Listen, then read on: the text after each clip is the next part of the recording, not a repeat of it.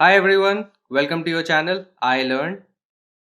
आज हम beehive text book का चैप्टर 6 का पार्ट 1 करने वाले हैं। बिफोर वी स्टार्ट, अगर आपने हमारे चैनल को सब्सक्राइब नहीं किया है तो प्लीज़ सब्सक्राइब और हमें सपोर्ट करें। Also press that bell icon. So ये चैप्टर है माई चाइल्डहुड एंड ये एपीजे अब्दुल कलाम की book autobiography wings of fire का एक एक्सट्रैक्ट है, एक पार्ट है जिसमें वो अपने चाइल्डहुड के बारे में कुछ बताते हैं हमें। Can you think of any scientist who have also been statesmen? So statesman किनको कहा जाता है? So कोई भी experienced and respected political figure को आप statesman बोलते हैं। एंड स्पेशली उन्होंने कुछ पोजीशन ऑफ पावर होल्ड की हो जहाँ पे उन्होंने एज अ अपनी लीडरशिप क्वालिटी पोर्ट्रे की हो, ऐसे पॉलिटिकल फिगर को आप स्टेट्समैन बोलते हो। क्या आप ऐसे किसी साइंटिस्ट को जानते हो जो स्टेट्समैन भी रह चुके हैं? हमारे पास बहुत ज़्यादा एग्जाम्पल नहीं है बिकॉज समहाउ पूरे वर्ल्ड में ये एक गैप है कि आप साइंटिफिक कम्युनिटी को देखें एंड आप पॉलिटिकल कम्युनिटी को देखें तो उनका जो इंटरसेक्शन है बहुत ही रेयर होता है। But there are good examples. India में से फॉर एग्जाम्पल अर्ली एग्जाम्पल्स में से एक है सत्येंद्र नाथ बोस, SN बोस। एंड वो एक जाने माने फिजिसिस्ट थे जिनके नाम पे इवन गॉड पार्टिकल जो हिग्स बोसॉन है, बोसॉन्स उनके नाम पे पार्टिकल है। करंट एग्जाम्पल अगर आपको दूं तो एंजेला मर्केल है जो बेसिकली चांसलर है जर्मनी की। And she is also one of the most powerful women in the world, उनको कहा जाता है वेरी स्ट्रॉन्ग लीडर। एंड इनका background basically again quantum chemistry से है। उन्होंने अपनी PhD क्वांटम केमिस्ट्री से की है। तो she has been a science, उन्होंने पेपर्स भी पब्लिश किए हैं एंड नाउ वो एक जानी मानी स्टेट्समैन है। एंड इस पर्टिकुलर चैप्टर में हम डेफिनेटली APJ अब्दुल कलाम के बारे में पढ़ रहे हैं, whose projects in space, defense and nuclear technology guided India into 21st century, became our 11th president in 2002. ये हमारे 11th प्रेसिडेंट रह चुके हैं। उनके जितने भी प्रोजेक्ट्स थे, उनके जितने भी साइंटिफिक एंडेवर्स थे स्पेस, डिफेंस और न्यूक्लियर टेक्नोलॉजी में, उसने हमारे देश को बेसिकली गाइड किया है 21st सेंचुरी में।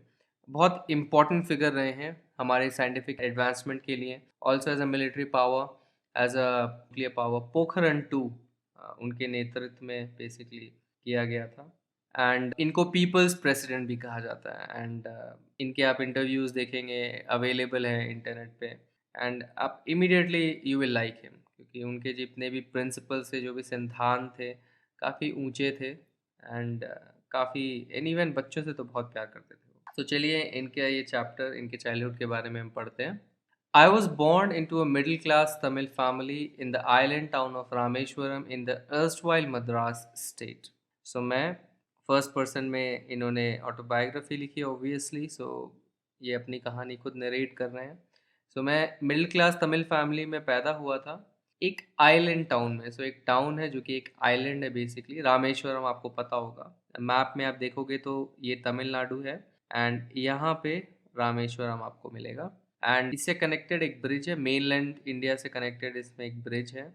In the erstwhile Madras state, erstwhile मतलब फॉर्मरली, जो पहले मद्रास स्टेट का पार्ट था। My father Jainuddin had neither much formal education nor much wealth. Despite these disadvantages, he possessed a great innate wisdom and a true generosity of spirit. मेरे पापा जैनुलब्दीन, उनके पास ना formal education थी, ना फॉर्मली एजुकेटेड थे, ये उनके पापा हैं। एंड ना ही उनके पास बहुत शोहरत थी, ना उनके पास बहुत पैसे थे। बट डेस्पाइट इन डिसएडवांटेजेस के बावजूद, डिसएडवांटेजेस मतलब जो भी अनफेवरेबल सर्कमस्टांसेस है, इन इस केस में ना उनके पास एजुकेशन है, ना पैसा है। उसके अलावा इन डिसएडवांटेजेस के बावजूद उनके पास क्या था? ही पोजेस मतलब ही हैड ग्रेट इनेट विजडम। इनेट का मतलब होता है नेचुरल, जो आपके अंदर एज कोई नेचुरल गुण हो, आपके अंदर एक गुण हो जो आपने कभी सीखा ना हो, नेचुरली जो आपको आता है। तो उनके अंदर एक नेचुरल विजडम था, एक समझ थी and true generosity of spirit था। जेनरोसिटी मतलब काइंडनेस एंड स्पिरिट आप सोल के लिए वर्ड यूज करते हैं। Basically this is kindness. उनका एक बहुत ही काइंड सोल था उनके पास, बहुत ही काइंड थे वो। एंड काफ़ी वाइज थे, उनके अंदर इनेट विजडम थी. He had an ideal helpmate in my mother, Ashi Amma. I do not recall the exact number of people she fed every day, but I am quite certain that far more outsiders ate with us than all the members of our own family put together. उनके पास एक ideal हेल्पमेट थी. सो हेल्पमेट यानी सहायक या companion.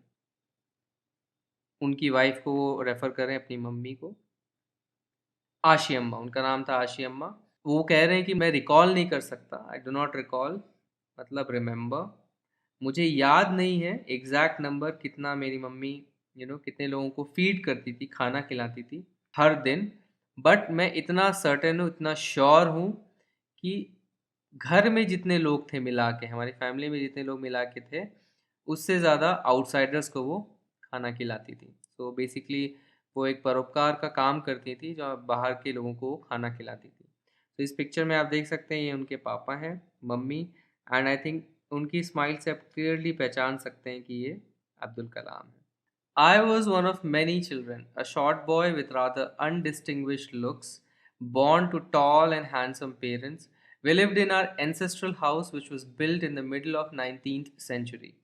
It was a fairly large pakka house made of limestone and brick on the Mosque Street in Rameshwaram. मैं बहुत सारे बच्चों में से एक था, मतलब उनके घर में बहुत सारे बच्चे थे, वो उनमें से एक थे. कैसे थे वो अपना डिस्क्रिप्शन दे रहे हैं. वो छोटे थे, शॉर्ट बॉय थे, हाइट लंबी नहीं थी. With rather undistinguished looks. Undistinguished यानी ऑर्डिनरी, कुछ खास ऐसा नहीं कि देखते ही आप बोल रहे कि बहुत अच्छा दिखता है या स्ट्राइकिंग फीचर्स है. बहुत ऑर्डिनरी दिखता था मैं, कुछ खास नहीं था मेरे लुक्स में. And I was born to tall and handsome parents. But मेरे जो पेरेंट्स थे वो काफ़ी ब्यूटीफुल थे, काफ़ी अच्छे दिखते थे और टॉल थे वो. सो काफ़ी कॉन्ट्रास्टिंग थे अपने पेरेंट्स के कंपैरिजन में. हम अपने एंसेस्ट्रल हाउस में रहते थे. तो एंसेस्ट्रल आप किसे कहते हैं? जो भी बाप दादाओं के घर हो गए, आप उसको एंसेस्ट्रल कहते हैं. सो बिलोंगिंग टू एंसेस्टर्स, जिसे हम इनफॉर्मली कहते हैं बाप दादा के घर. सो अपने ऐसे एंसेस्ट्रल पूर्वजों के घर में रहते थे वो, जो कि कब बनाई गई थी? 19th सेंचुरी के मिडिल में बनाई गई थी. तो काफ़ी पुराना घर था, मतलब 1850s में इसे बनाया गया था. ये काफ़ी बड़ा पक्का हाउस था. तो पक्का हाउस आप किसे कहते हैं? जो बेसिकली ईंटें पत्थरों से बना होता है, उसे आप पक्का हाउस कहते हैं. एंड डेफिनेटली ये वर्ड इटैलिक्स में लिखा गया है, एक लोकल वर्ड है, इंडिया में ही यूज़ होता है ये. किससे बना था? चूना पत्थर से बना था और ईंटों से बना था. रामेश्वरम के मॉस्क स्ट्रीट में था ये. My austere father used to avoid all inessential comforts and luxuries. However, all necessities were provided for in terms of food, medicine, or clothes. In fact, I would say mine was a very secure childhood, both materially and emotionally. So, मेरे austere father थे. Austere, austere का मतलब आप ऐसे इंसान को austere कहते हैं जिनको सादगी पसंद हो. So, इन सिंपल वर्ड्स आप उनको सिंपल कह सकते हैं, प्लेन या सिंपल. जिनको लग्जरीज पसंद नहीं है, वही सेम चीज़ नेक्स्ट लाइन में डिस्क्राइब की गई है, जो बेसिक सादा जीवन जीते हैं. एंड वो सारे इन एसेंशियल यानी जिनकी ज़रूरत नहीं है आपको, अननेसेसरी. सो एसेंशियल मतलब ज़रूरी है, इनके आगे इन लग गया प्रीफिक्स, तो वो नेगेट करेगा. सो इन एसेंशियल मतलब जो एसेंशियल नहीं है, ज़रूरी नहीं है, ऐसे कंफर्ट्स को और लग्जरीज को वो अवॉइड करते थे. However all necessities were provided for. But जितनी भी ज़रूरत की चीज़ें थी, सो नेसेसिटीज़ को आप बेसिकली, इसका कोई सिंगल डेफिनेशन नहीं होता है, बट जो भी बेसिक नीड्स उनके आइडेंटिफाइड थे, रोटी कपड़ा मकान के अलावा भी कुछ चीज़ें हो सकती हैं, लाइक स्कूल हो गया, स्टेशनरी हो गई, एट्सेट्रा एट्सेट्रा. जो भी बेसिक नीड्स थे उनके, प्लस जो ज़रूरी चीज़ें थी जो उन्हें चाहिए थी, दैट वर प्रोवाइडेड फॉर यानी इट वॉज अवेलेबल, या उनको दिया जाता था. इन टर्म्स ऑफ क्या वो डिस्क्राइब करें कौन सी चीज़ें थी? फूड थी, मेडिसिन थी, कपड़े थे. एंड वो कह रहे हैं कि मैं कह सकता हूँ कि मेरा जो चाइल्डहुड था बहुत ही सिक्योर था. सिक्योर यानी काफ़ी सेफ था.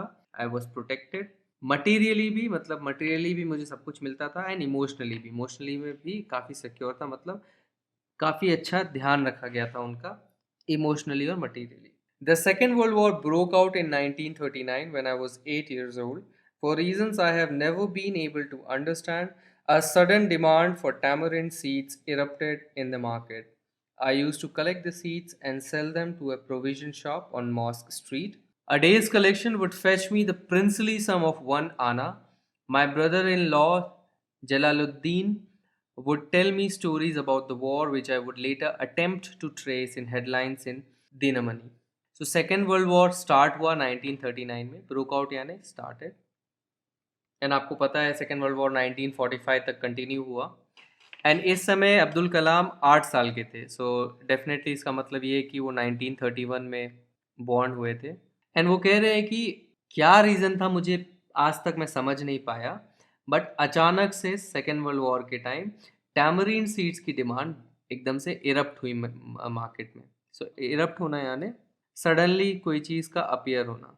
तो सडनली ये डिमांड आ गई, अपीयर हुई कि सबको टैमरिन, इमली के जो सीड्स होते हैं वो चाहिए होते हैं। एंड वो क्या करते थे, ये सारे सीड्स को कलेक्ट करते थे और उसे एक किराना स्टोर में, प्रोविजन शॉप यानी एक किराना स्टोर इस तरह से, वहाँ पे वो बेचते थे जो भी मॉस स्ट्रीट में था।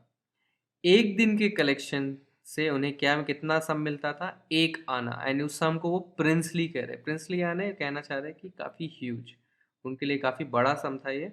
उन्हें 1 आना मिलता था, उस समय के लिए काफ़ी बड़ा था। फेच यानी ब्रिंग, कि वो कितना ला देता था मुझे, 1 आना ला देता। फेच यानी bring. My brother in law, so brother in law basically आपके सिस्टर के हस्बैंड को आप ब्रदर इन लॉ कहेंगे। सो उनके जो भी ब्रदर इन लॉ थे जलालुद्दीन, वो उनको कहानी सुनाया करते थे वॉर के बारे में, जो वो खुद क्या करते थे, अटेम्प्ट करते थे, ट्राई करते थे ट्रेस करने की। ट्रेस करना यानी फाइंड करना। दिनामणि वहाँ का लोकल न्यूज़पेपर था, एंड उसकी हेडलाइंस में ये सारी बातें जो उनके ब्रदर इन लॉ कहा करते थे उसमें ढूंढने की कोशिश करते थे। सो इनफैक्ट ये जो टैमरिन सीड्स का डिमांड इरप्ट हुआ था, वो इसलिए इरप्ट हुआ था बिकॉज टैमरिन सीड्स का इस्तेमाल टेक्सटाइल इंडस्ट्री में बहुत होता था as a sizing agent. So basically एक कवर, एक प्रोटेक्शन लेयर लगाया जाता है टेक्सटाइल में, ताकि आपके जो भी धागे होते हैं वो इरोड ना हो इतने ज़्यादा। तो टेक्सटाइल इंडस्ट्री में डिमांड इसलिए बढ़ गई थी बिकॉज ब्रिटेन में उस समय बहुत शॉर्टेज हो गई थी, एंड इंडिया से बहुत ज़्यादा सप्लाई होता था सोल्जर्स की यूनिफॉर्म्स के लिए एंड स्टफ लाइक दैट। तो इसलिए एकदम से, क्योंकि टेक्सटाइल में डिमांड इसकी बढ़ी थी, तो टैमरिन सीड्स जो कि as a sizing agent use की जाती थी, उसके लिए उसकी डिमांड बढ़ गई थी।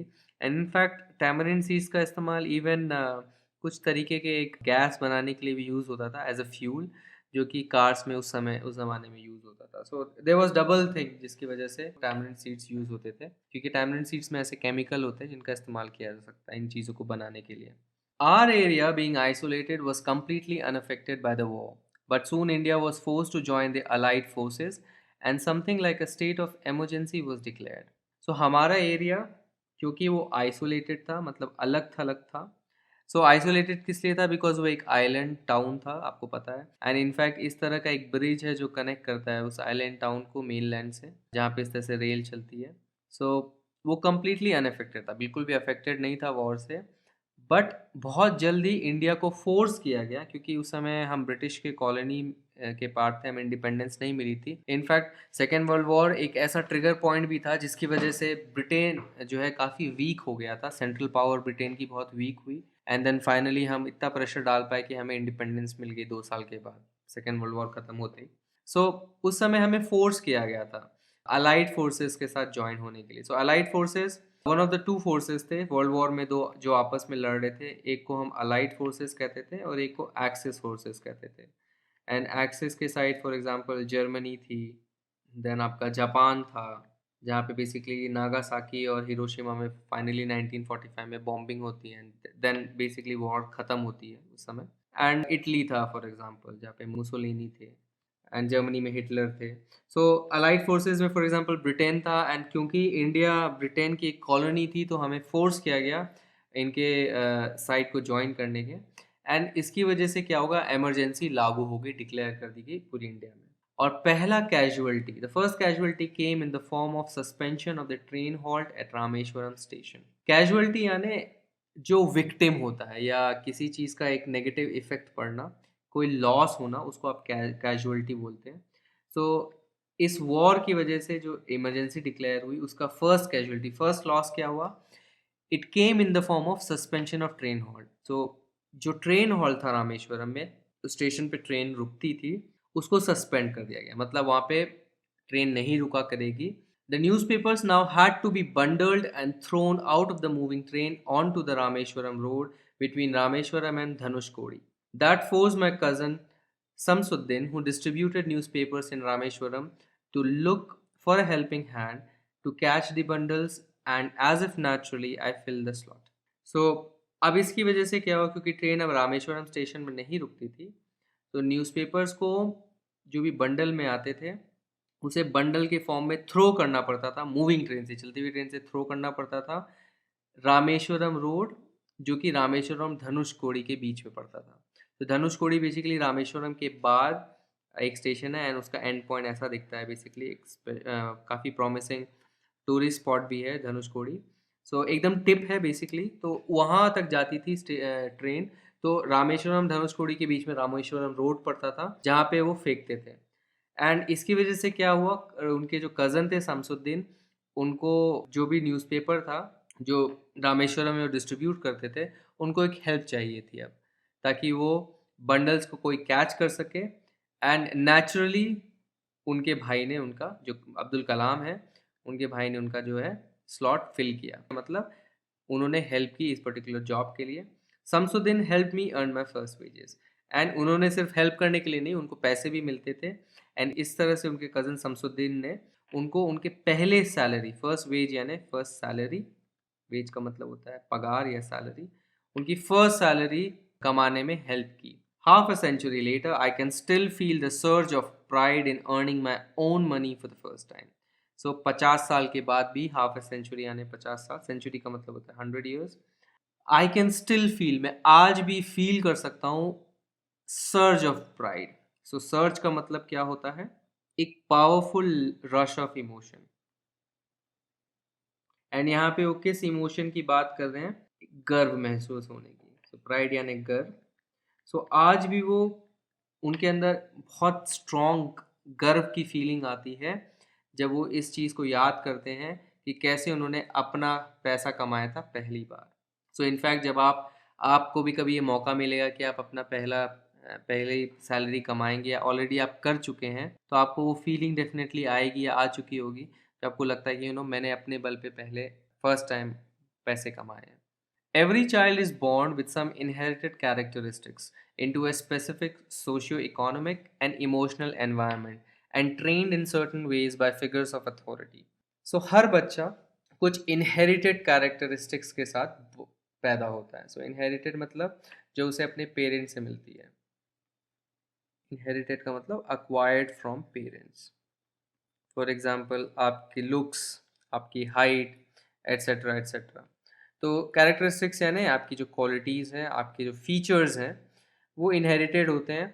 एंड ऑल्सो आपका जो भी सोशियो इकोनॉमिक बैकग्राउंड है और जो भी आपका इमोशनल एनवायरनमेंट है, ये भी इनहेरिटेड होता है, क्योंकि सोशियो इकोनॉमिक यानी कि सोसाइटी के पार्ट हैं आपके पेरेंट्स, क्या इकोनॉमिक कंडीशन उनकी, गरीब है, अमीर है, एंड क्या इमोशनल एनवायरनमेंट है, कैसा एनवायरनमेंट में वो हैं, तनावपूर्ण है, काफ़ी खुशहाल है। तो ये सब चीज़ जो है इनहेरिटेड होता है बच्चों के लिए, क्योंकि वो चूज़ नहीं करते, जो पेरेंट्स के पास जो भी एनवायरनमेंट है इस तरीके का, वो उस बच्चे को मिलता है। एंड उन्हें ट्रेन किया जाता है in certain veg bye figures of authority. और जिस परिवार में वो पैदा हुए हैं, उस परिवार में जो भी फिगर्स ऑफ अथॉरिटी हैं, सो फिगर्स ऑफ अथॉरिटी यानी जिनके पास पावर है उस पर्टिकुलर फैमिली में, जिनकी चलती है, जैसे आपके मम्मी पापा हो गए, तो उनके द्वारा वो ट्रेन किए जाते हैं किसी तरीके से। तो वो जैसा बोलते हैं उन्हें वैसा करना पड़ता है, घर की जो भी रूल्स है उसमें वो ट्रेन होते हैं। I inherited honesty and self discipline from my father, from my mother I inherited faith in goodness and deep kindness, and so did my 3 brothers and sister. So उन्होंने क्या इनहेरिट किया? उन्होंने honesty, ईमानदारी, और self discipline. Self discipline यानी self control, अपने emotions पे control होना, उसको आप सेल्फ डिसिप्लिन बोलते हैं। तो उनके पापा से उन्होंने ये इनहेरिट की, और अपनी मम्मी से क्या इनहेरिट किया? फेथ इन गुडनेस, अच्छाई पे विश्वास रखना, और डीप काइंडनेस, बहुत गहरी या बहुत ज़्यादा काइंडनेस, उदारता, ये उन्होंने इनहेरिट की। एंड वो कह रहे हैं कि सेम मेरे 3 भाई और बहनों ने भी इनहेरिट की ये सेम चीज़ें। I had 3 close friends in my childhood, Ramanand Shastri, Arvindan, and Siva Prakashan. All these boys were from orthodox Hindu Brahmin families.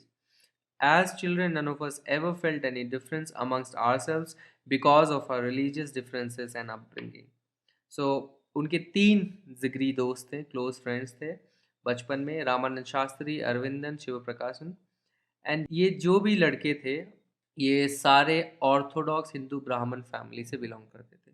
सो अब्दुल कलाम मुस्लिम थे, ये तीनों एकदम कट्टर ऑर्थोडॉक्स यानी कट्टर कट्टर हिंदू ब्राह्मण फैमिली से थे। एंड बचपन में उन्हें कभी भी फील नहीं हुआ कि उनके बीच में कोई भी डिफरेंस है, उनके रिलीजन की वजह से या उनके पालन पोषण की वजह से। अपब्रिंगिंग का मतलब होता है पालन पोषण।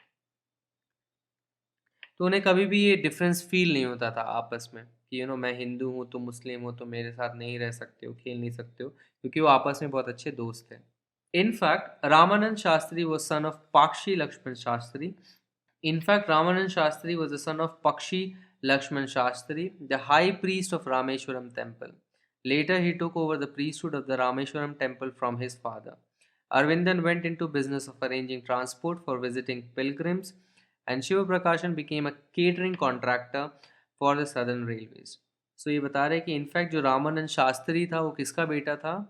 पाक्षी लक्ष्मण शास्त्री का, जो कि हाई प्रीस्ट थे रामेश्वरम टेम्पल में। सो रामेश्वरम टेम्पल बहुत ही फेमस टेम्पल है रामेश्वरम में, एंड वहाँ पे वो हाई प्रीस्ट थे। सो सबसे ऊंचे पद पे जो प्रीस्ट होता है, जिसको महन जी भी आप कहते हैं फॉर एग्जांपल, तो वो हाई प्रीस्ट उनके पापा थे।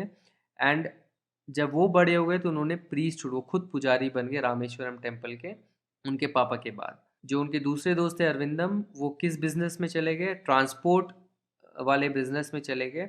जो भी विजिटिंग पिलग्रिम्स थे वहाँ के, पिलग्रिम्स आप किनको कहते हैं?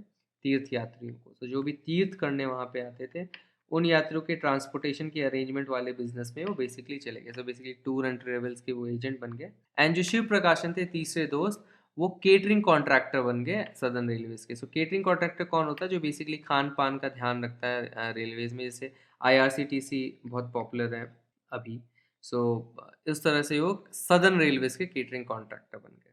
During the annual Sri Sita Ram Kalyanam ceremony, our family used to arrange boats with a special platform for carrying idols of Lord from the temple to the marriage site, situated in the middle of the pond called Ram Tirth, which was near our house. Events from the Ramayana and the life of Prophet were bedtime stories my mother and grandmother would tell the children in our family. So, अब इस paragraph में वो describe करने की कोशिश कर रहे हैं कि कैसे उनकी फैमिली में भी कोई धर्म का भेदभाव नहीं था, क्योंकि जो भी साल में एक बार एक सीताराम का कल्याण सेरेमनी होती है। कल्याणम बेसिकली साउथ में आप मैरिज को बोलते हैं। तो जो भी उनकी मैरिज सेरेमनी वो मनाते हैं, उनके लिए वो बोट अरेंज करते थे, जिसमें एक स्पेशल एक मंच बैठता था जहाँ पे आइडल्स को रखा जाता था, राम सीता के आइडल को। एंड वो आइडल टेम्पल में से लेके मैरिज साइड, जो कि एक पॉन्ड, एक तालाब के बीच में होता था, जिसे राम तीर्थ कहते थे, वो वहाँ तक ले जाया जाता था। तो उनकी बोट में मंदिर से आइडल्स ले जाया जाता था उस पॉन्ड के बीचों बीच, जिनको वो राम तीर्थ कहते थे। एंड ये उनके घर के पास था। एंड इनके घर के बच्चों के लिए उनकी मम्मी और उनकी दादी रामायण की स्टोरी सुनाती थी एंड प्रॉफिट की लाइफ की। So profit basically Mohammad profit को कहते हैं, जो कि मुस्लिम्स के लिए रिलीजियस फिगर हैं। उनकी स्टोरीज वो सुनाती थी, साथ ही साथ रामायण की स्टोरी भी सुनाती थी। तो उनके घर में कोई हिंदू मुस्लिम का भेदभाव नहीं था। वो घर के बच्चे दोनों स्टोरीज अपनी मम्मी और दादी से सुनते थे। Thanks for watching this video. अगर ये वीडियो आपको पसंद आया तो इस वीडियो को एक लाइक दीजिए, अपने comments and feedbacks comment section में लिखिए, और हमारे चैनल को सब्सक्राइब कीजिए। आप हमारे चैनल को सब्सक्राइब इस गोल लोगो पे क्लिक करके सब्सक्राइब बटन दबा के कर सकते हैं। इस बेल आइकन को भी आप ज़रूर प्रेस करें ताकि हमारे वीडियोस के नोटिफिकेशंस आप तक जल्द से जल्द पहुंचे। इस टेक्स्ट बुक के अगले वीडियोस के लिए स्टे ट्यून। Bye bye.